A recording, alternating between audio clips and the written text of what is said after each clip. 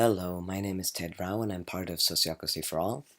We get asked from time to time how we organize our agenda and our minutes, and I thought I'd show you because I'm very happy with the way we do it. And the document you're looking at here is also available for you to copy, and the link to that is in the description of this video. Let me say first, what I'm showing you here is nothing fancy, no rocket science at all, and that is actually intentional. We choose to keep it low-key because we want people to be able to replicate it or make their own version easily without a paywall. For a good meeting structure and a good way of keeping minutes, we don't need a lot of fancy things. It just needs to be thought through a little bit so we can make things easy for ourselves. I'll just stick to explaining this document. I'm not going deeply into meeting format or facilitation in general.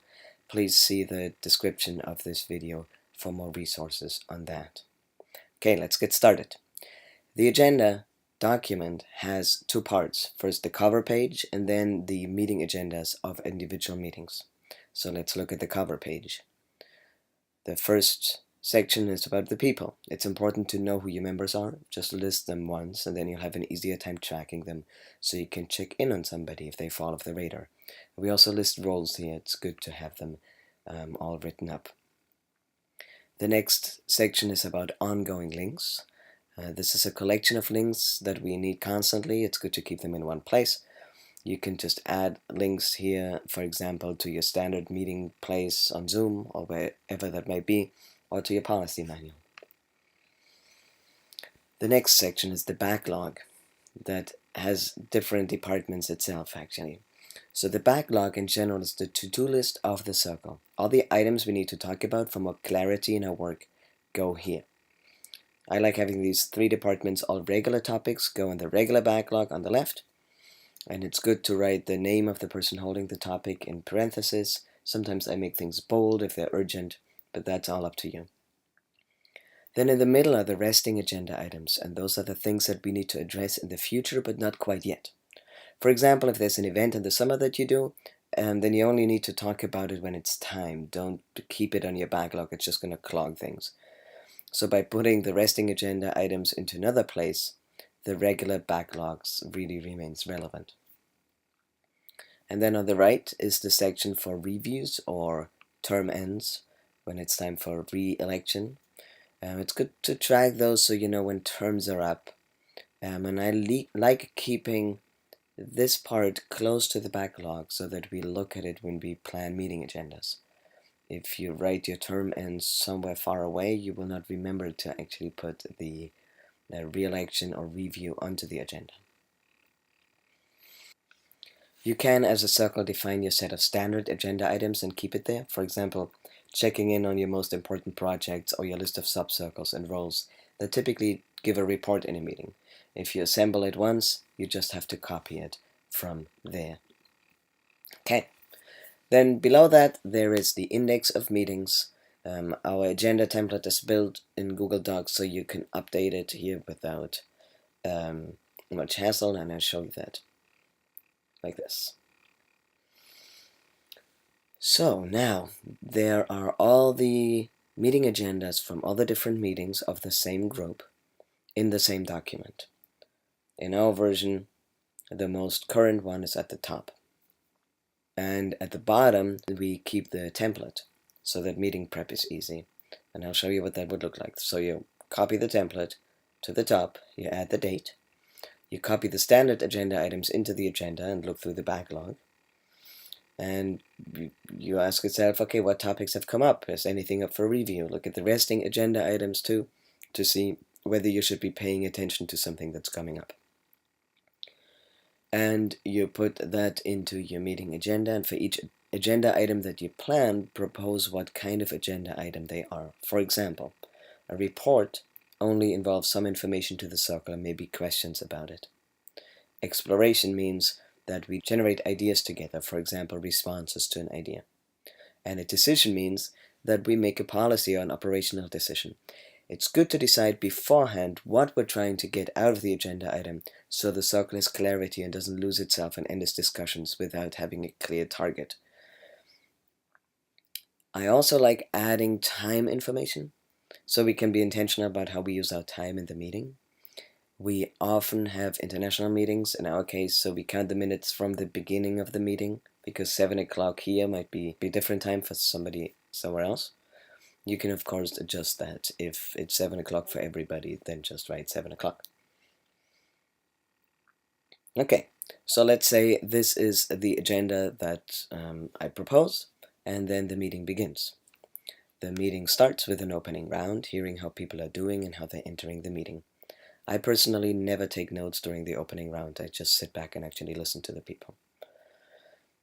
Then we go through admin, and the way we teach it, admin is an acronym so we can remember it more easily. Even if you don't have the sheet in front of you, you will remember. And ADMIN stands for attendance, duration, minutes, information, next meeting. Attendance means to note down who's present. And the way we do this is, in the template we have all the circle members listed, and we just strike through who's missing instead of deleting them, and that way you can see at a glance who the circle is and who is missing. Duration means being clear about how much time you intend to be in the meeting. You can just announce this is a 1.5 hour meeting, or this is a 1 hour meeting, and so on. If somebody has to leave early, typically they will say it then, and we can adjust our plan accordingly. Minutes means to check whether there's any clarity needed on last time's meeting minutes. Information asks for other announcements that people have that don't actually belong into the circle but more into the organizational life of the group. Next meeting means you make sure when your next meeting is, or how you're going to determine the next meeting time. Just actually look at the date, because it might be a holiday if you have a standing meeting date, and that can throw things off. Then we present the agenda and make a shared decision about the agenda. The prepared agenda is only a draft, like a proposal, and you might even be forming the agenda together in the meeting. Either way, you have to approve the agenda, and that means approving it by consent. Now we're in the content of the meeting, and you type in the agenda sheet. You only record information worth keeping and a record of decisions made. For example, if you collect ideas that you intend to use later, write them down. If you make a decision, record that decision and whether there was consent. A link to all the supporting documents and whatever is needed.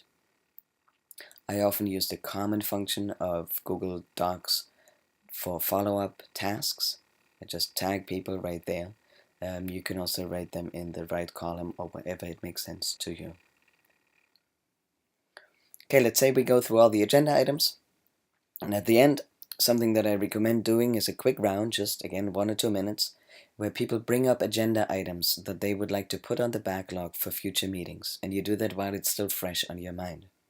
It could be just a topic that came up, or any next step that comes out of the meeting, any logical implication of what you've talked about. For example, if you created a role, next time do a selection. We created a policy, let's talk about the rollout, or a review. If we selected somebody for a certain term, let's remember to put that term end in the backlog. And those 2 minutes of updating the backlog together are what makes this circle work smooth and accountable over time.